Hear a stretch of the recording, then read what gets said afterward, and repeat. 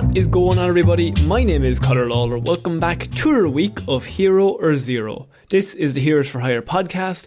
We are back again talking one comic book character, as we do every single week. We talk their good points and their bad points, and we generally just give you a bit of a rundown of everything to do with that character. As always, I am joined by my partner in crime, Mr. Shaun. Shaun, how's it going? It's going well, Connor. Happy to be here. That was a very pleasant intro you did there. I like the way it sounded. I've been really trying to enunciate. It's working, bye. This is your first episode. It normally just starts complimentary, then it devolves into maybe just hatred later on. Yeah, well, DC Comics and everyone who likes them are shit, so I don't know what to think anymore. Oh no, he's got me. Oh, no.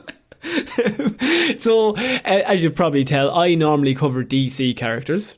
Shaun normally covers Marvel characters. And Shaun, you did a report on Mr. Sinister last week. Indeed, I did, Connor. And it was, and I have heard the rumours, shit.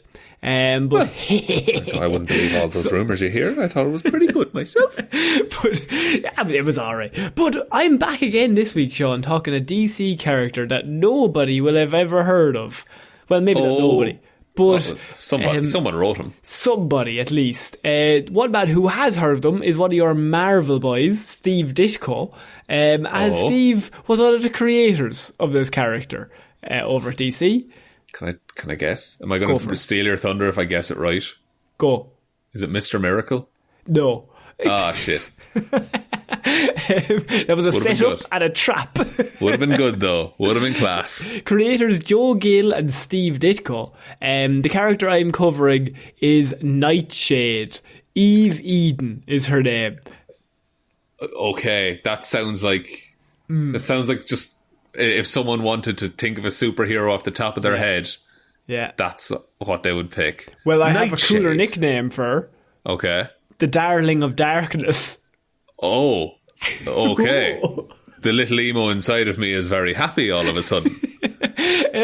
So Nightshade is one of those characters. There isn't an awful lot to delve into. It's just a cool character that I thought it'd be fun to cover. Not every character is going to be as in-depth as we can possibly get, but Nightshade is a character that had a bit of a weird history because her first appearance was in The Atom, and that was in like 1966.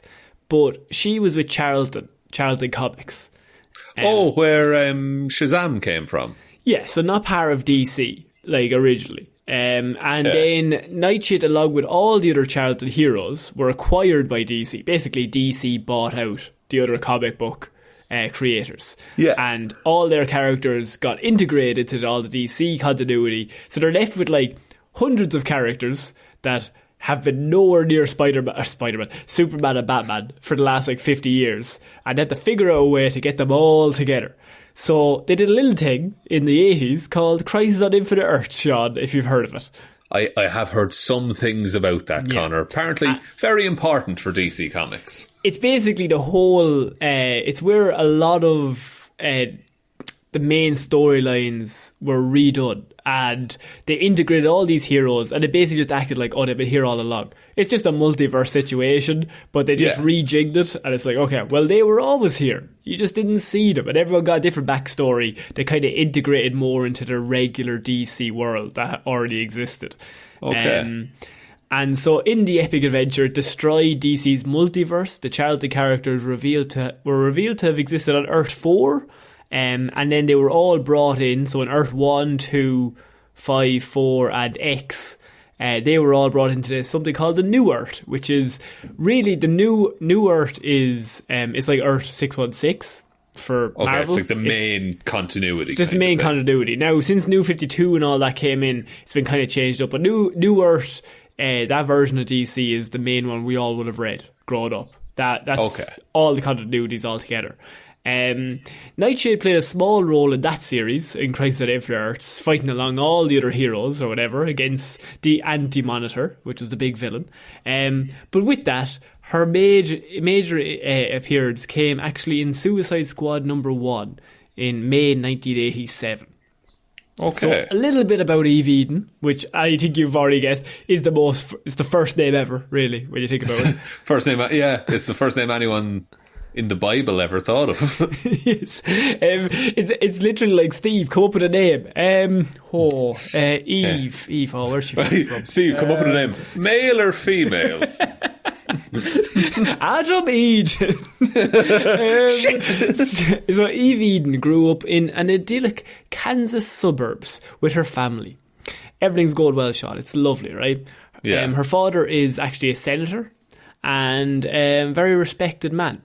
And when Eve and her brother Larry were young, they come home from school one day. Sorry. Yeah. Larry Eden. Larry Eden. Yeah, they didn't really... Well, I think Adam was too on the nose, so they mixed it around a little bit. What's the least Adam-like name we can come up with? Larry. Larry. Shout out to all the Larrys. Her other brother, Jim Bob. So Larry, her brother, and her were young. Their mother, Maureen... she came in. Good Irish name. Good Irish name. Well, Maureen comes in one day after they come home from school, Shaun, and you're not going to like this. I'm going to need you to bear with me.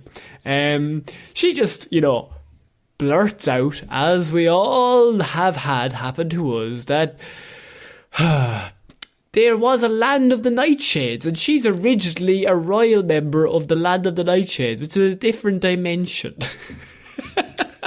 You give me a lot of shit on this show for having to put up with what you call Marvel bullshit, Marvel cosmic bullshit, all that kind of stuff. Yeah. They don't just tell someone, hey, you're a superhero now. No, well, she doesn't say you're a superhero. What she says to them is, look, I'm the queen of a mythical realm called the Land of the Nightshades, where all darkness goes. It's all shadows. It's all that stuff. And I'm just royalty there. You know how it is. But she was banished by a villain named Incubus. Great band name. Their father was never told, unaware. And as he would not believe his wife's story, Maureen received word that Incubus was now dead. So she says to her kids, I've told you all this because we're going to go back and see your mam's home world. I'm going to show you where I grew up and where I'm royalty. Also I have superpowers. Also you have superpowers. We're not going to get into it. But this is issue 1, I'm presuming. Issue 1, Shaun. Fine, whatever. And took her children to the home world and explained their heritage to them. Unfortunately, the news of Incubus's death was a ruse, Shaun. Eat shit, Maureen. Eat shit, Maureen. You got what you deserved. You fucked around and you found out. They were attacked by Incubuses, and you're going to like his little minions, Incudemons, who kidnapped Larry and mortally wounded Maureen. Oh no, Maureen. I just like the idea that fucking, Incubus, fucking lord of the land of Nightshade, is just like, and now, get Larry! Kidnap Larry and kill Maureen. And Eve is presumably fine through all of this? She's there, she's witnesses all this, it's all horrible. Maureen told Eve that she has the power to become a living shadow and open portals to any location that she could see in her mind. And urging her to master her powers to rescue her brother. She's like, I'm going to die. You've got superpowers. Rescue Larry, you little shit. Figure it out right now or your brother is dead. No pressure. So Eve returns home while forced to leave her dying mother behind. It's very sad. And that mother definitely dies and stays dead forever. Actually, I don't have any more on the mother, so technically maybe still dead. Her father, unaware of anything of this happened, just completely unaware, just living his life. He's reading the paper and he looks around and just shrugs. Must be out for milk. So he's still at home. Eve tells him her mother's gone missing, and Larry's gone missing with her. They've just gone on the run. So he's devastated. He's devastated by the loss of his wife and his son. Who's going to cook the dinner now? And he begins to grow distant. Larry was a great cook. He begins to grow distant, right? Because Eve's being a bit weird. He's lost his wife and his son, and Eve's not even talking to him. He doesn't understand what's going on, right? Yeah. And he later channels his bitterness into becoming a senator, which is a very funny line. That is... I don't think senators should channel bitterness in an ideal world. Oh, in an ideal world, Shaun. Eve returned to the land of the Nightshades several times to rescue Larry, her brother, but could not fight Incubus as she got her ass handed to her every time. The last encounter damaged her powers, causing her to hurt herself whenever she becomes a living shadow. She had no one to turn to for help until she met a Catholic priest who listened and comforted her. Since then, Eve became a devout Catholic and searched for inner strength to one day face the Incubus and rescue her brother. Inspired by superheroes, Eve decided she needed experience to fight Incubus because she's got powers now. She doesn't got any experience, Shaun. So she drops out of college, just much to her father's dismay, and moves closer to what his dad is just like, I don't understand what's happening. Why is he's still just reading the newspaper, shrugging. In order to become a legitimate superhero in the nation's capital, she also used her status as the capital's darling and became a notorious party girl to spite her father. So she's doing a bit of a Bruce Wayne here. So she's now a party girl to hide the fact that she's training to be a superhero. Okay, so it's like, she couldn't possibly be the one who's stopping all the crime. She's too busy having fun and dressing pretty, kind of a deal. Yeah, what a gal. And the father's like, where's my wife and son? Also, my daughter's weird. Father's like, I know there's something you're not telling me about the disappearance of my wife and son. who just said ran away one day. and to when asked, how do you know this? You replied, She shrugged while reading the newspaper. I don't know. Eventually, Eve approached the Central Bureau of Intelligence once she was trained up. And she trained with Tiger as well. And offered her services to the organisation. So she's like, what better experience? Central Bureau of Intelligence. They agreed to hire her as an unofficial agent, and she worked with them as the costume hero Nightshade. During this time, she took down several supervillains, including Black Spider, Image, and Punchin' Julie. Jeez. Top tier villains. A-listers, all of them. Joker is shaking right now. Despite her deed, she loathed herself for being still unable to save Larry. Nightshade was later introduced to Amanda Waller, who asked her to become a member of Task Force X. Nightshade agrees on the condition that she could use the team for one personal mission. Saving Lawrence. Talking to my dad. Kill my father. He won't know what's going on. So she's on Task Force X, but she's not like a villain. She's like just a free agent kind of thing. Free agent. She was working with the Central Bureau of Intelligence. And Amanda Waller was like, she's a lost soul. Let's bring her in. Right, so she's... And would she have the bomb in her neck, or is that like standard? Actually, does Rick Flag have the bomb in his neck notoriously? Normally he does. I think it's more of a... Yeah, because I know in The Suicide Squad with James, it's like a unity thing. There's like, I have one of these in my neck as well. Yeah, so, like we all have one. Yeah, we're all the same. So maybe she would have it. Now, Nightshade's adventures with Task Force X were disasters. Her first mission was infiltrating a terrorist group by posing as a villain. The terrorist group massacred an airport of civilians in their first demonstration, and Nightshade was horrified at being an accessory to the crime.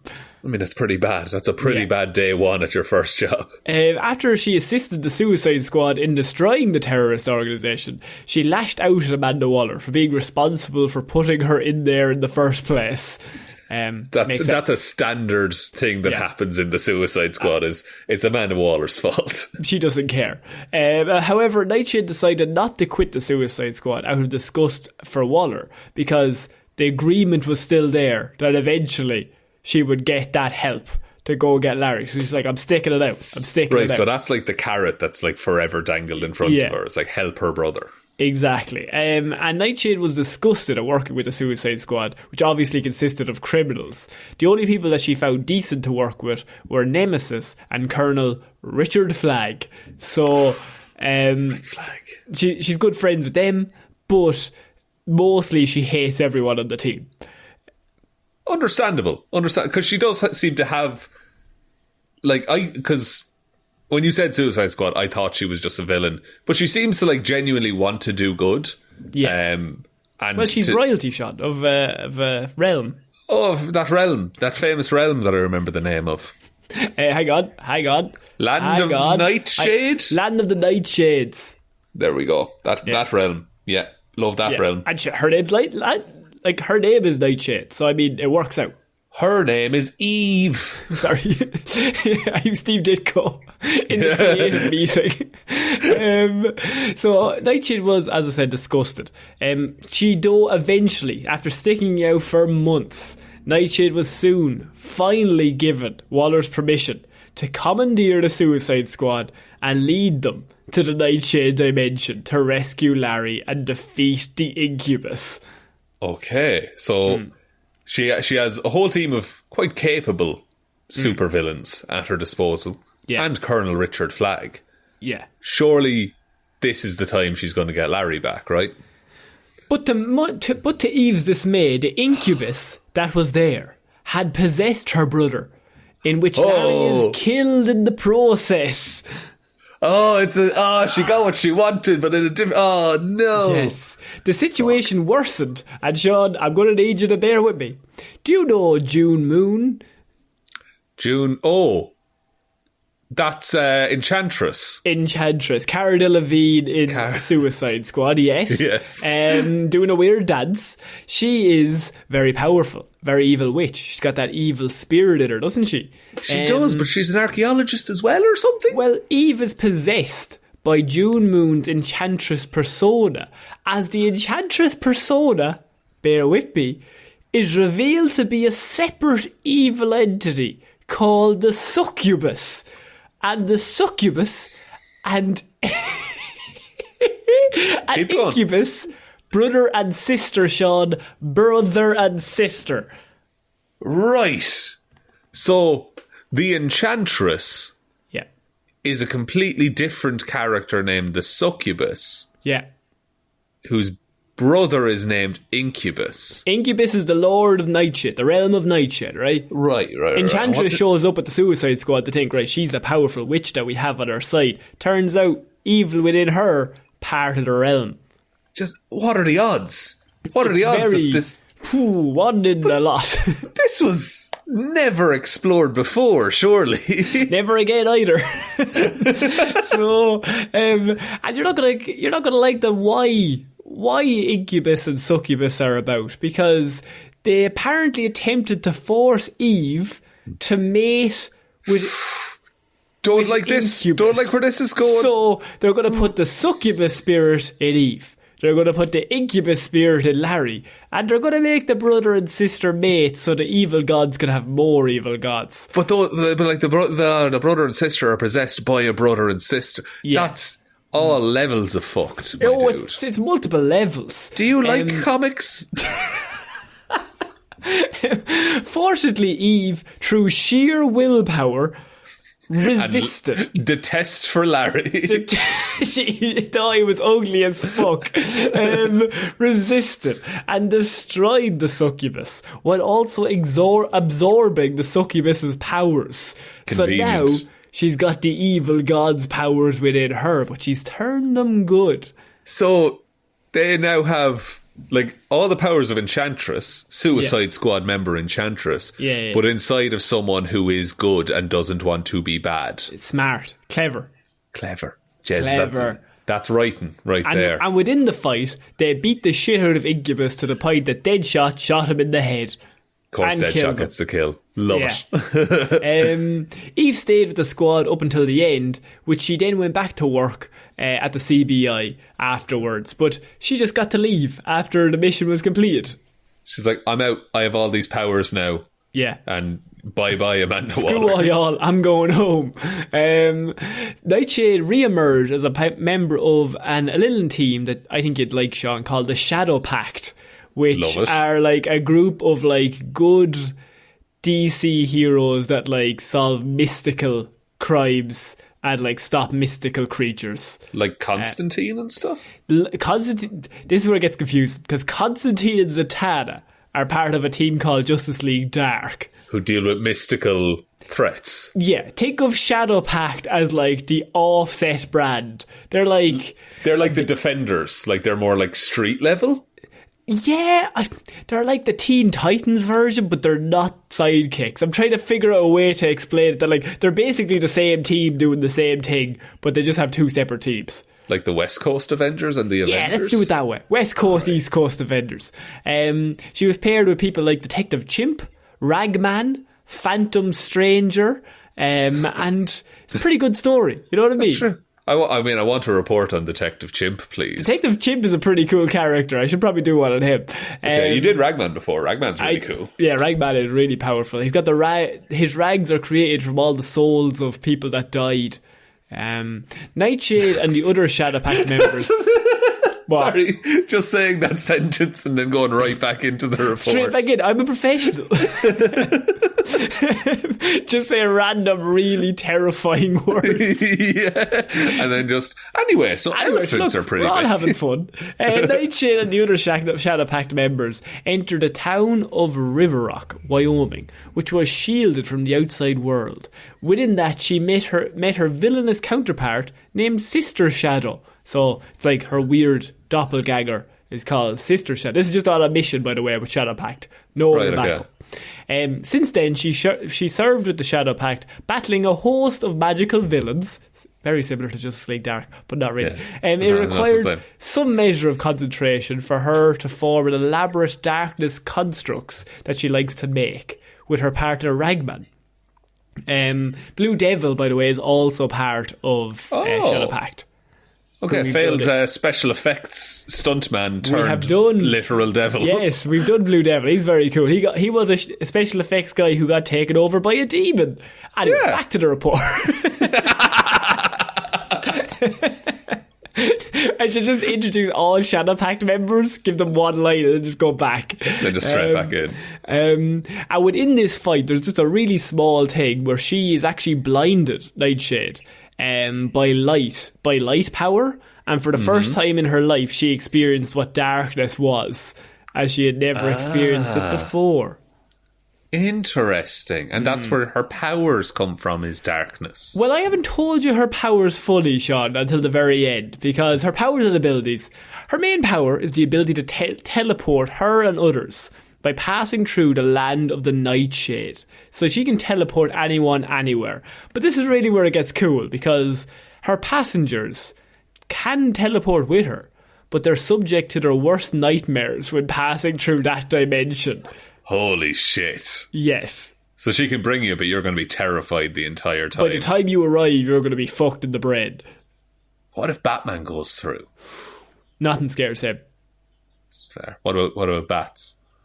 Oh, and actually, death of his parents. Had a pretty profound impact on him. Pretty notorious for fear, that lad, to be honest. He's afraid of a lot of things. Who wouldn't be? Joker wouldn't be probably affected, but most Daredevil. people... Daredevil, I suppose. From Marvel, he's a man without fear, so... he's got to have something. There's something like spiders or something that's got to scare him. Nah, he's fine. He's brave. He's fine. When he I would simply not be scared. I would simply be cooler than the animals. She's able to transform herself into a semi-solid shadow form, and can actually expand shadows as well. She has the ability to create shadowy, I don't know what the meaning of this word, homunculus? Yes. Homunculus, so it's an artificial human creature thing. You know everything. Nightshade has high skills in the martial arts. She's very skilled at fighting, becoming especially proficient in karate. And she also has her tie with the CBI and the Suicide Squad has given her extensive knowledge in espionage tactics and stealth. So in terms of powers, she's got magic, which is pretty cool. Very vague, just magic. Just broad strokes, magic.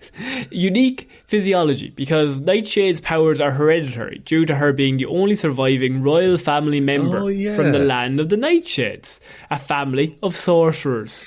Nightshade absorbed a succubus into her body as well. So, I mean, when Larry died, So she now has actually a pale complexion on her skin, and her hair became living shadows. Oh, that's rad as fuck. Pretty cool. She's got Umbra Kinesis. First and foremost, her abilities come from a magical source, allowing her to tap into a shadowy realm to create dimensional forces of pure darkness. She can make creatures out of the darkness, basically, to attack. It's a weird mix of, do you know Cloak from Marvel? Yes. It's very like Cloak and then like Green Lantern on top of that. Yeah. She's got shadow teleportation, of course. Nightshade is able to create shadow creatures, as I said, constructs.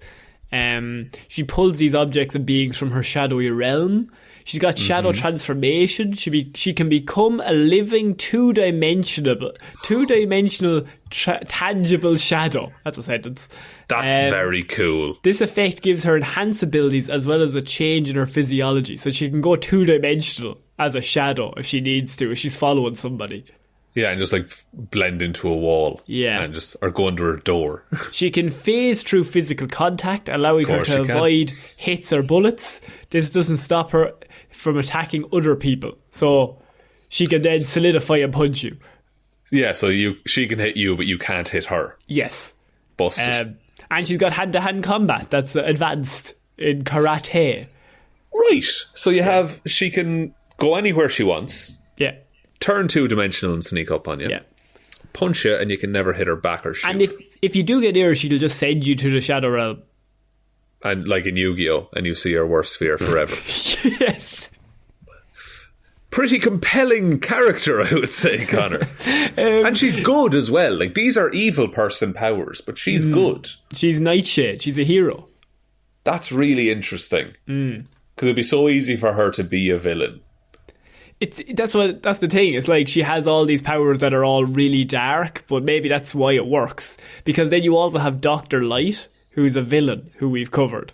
Yes. So, like, the irony is that you have the darkness hero and then you've got the light villain. And do they fight each other very frequently? I don't think so. I mean, they probably have. There's definitely a comic where they have. A pair off, yeah. Yeah. But, no, that is a character I fully knew nothing about, but now I think is really cool, and I want to read more about it. I mean, her head is made of shadows. Her hair. That's all you need in a character. Her hair is made of shadows, and when she brings people to the Nightshade realm, they see all their deepest fears and horrors. So is that ever, I assume there's bits in the comics where it's like suggested like, oh, I can take us there. Yeah. And then it's like, well, maybe we'll just get the train. I mean, we can get the taxi down, couldn't we? Because I don't really want to see my parents die again. Don't really want to see everything I love turned inside out, please. No, I think she's a very cool character. And the Shadow Pact crew, like, I've done a few of them, but like, as you said, there's so many like out there magical characters in DC that we haven't covered. So I thought it'd be cool. I think she probably has the coolest powers, just as a power set. Straight up. It's weird how they got there where her mother was a royalty, but what can you do? Yeah, I'm not a big fan of the journey, but the destination, excellent. But the powers are cool. Exactly, yeah. The car you're driving in, excellent. Yeah. But I think that's it for my report, Sean. Very well done, Connor. Would you like me to take us out? Yes, please. Thank you, everyone, for listening to this week's episode of Hero or Zero. We'll be back on Monday with Movie Mondays, Wednesday with Weird News Wednesday, and next Friday with another episode of Hero or Zero. Big thanks to everyone who supports us over on Patreon. That's patreon.com/Heroes for Hire podcast. Link to that in the description if you want to support us over there. Everyone who does is an absolute legend, and we couldn't do the show without you. Yeah. Other ways to support the show, we do have a website linked below, heroesforhire.ie, and if you do heroesforhire.ie/shop, you can get access to our merch store to get like t-shirts and hoodies and caps and all that kind of stuff. So that's a great way to support the show, and you can show your support kind of in a general audience. Other ways then, Facebook is Heroes for Hire Podcast or Detective Divilment's discussion group, whichever you prefer. Twitter is at Heroes for Hire Pod, the 4 is the number 4. Instagram is Heroes for Hire Podcast, and the best way to ever help out the show is to tell one human being that we exist. Just the one, please. And I think that's about it, Connor. I think so. So I've been Ciara Lawler. I've been Shaun. I shall see you all next week, guys. Bye. Bye.